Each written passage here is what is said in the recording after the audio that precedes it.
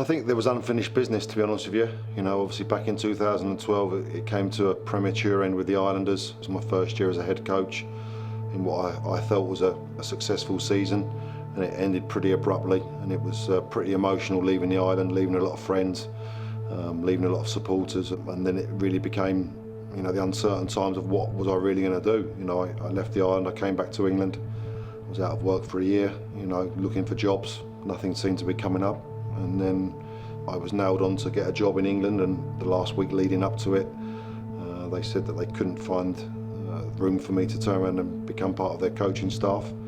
So I was kind of back to square one. So, you know, that was back in 2012, 2013.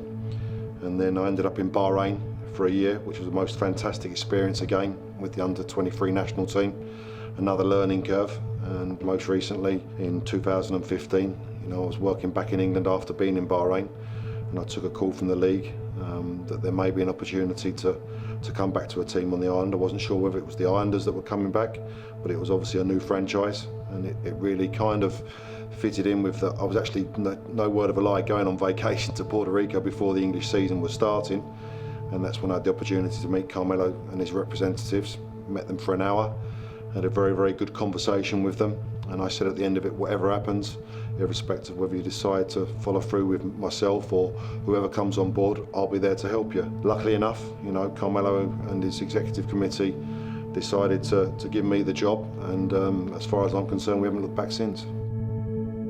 It's a brand new start. You know, this is the one thing that I think that nobody would turn down in their right mind, having the opportunity to set up a brand new football club. I've told them there's no reason why we can't be successful this season, and we have to believe that.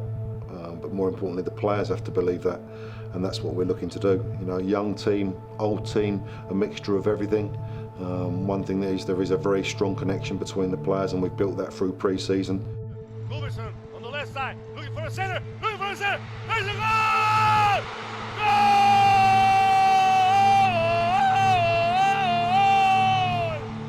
Yes, sir! I knew Peter from a long time ago back with the Islanders. Why is he doing so well? He's just doing what he does. You know, he probably won't be the player that scores a 20, 25-yard goal from outside the box. The ball finds him in the box. He's got very, very good feet, and he's technically very good as well. So sometimes people misjudge him on that, in the fact that because he's 6'3", 6'4", everyone thinks that he's really just a lumbering centre forward. He's got more technical ability than people give him, you know, credit for. Well, I'd be lying if I say we didn't want to win the full season. You know, we know that's going to be an uphill task, but that's the goal we've got to set ourselves, and that's the goal that the players have set themselves. Is that realistic to win it? Yes. You know, I believe so, with the quality that we've got in that locker room.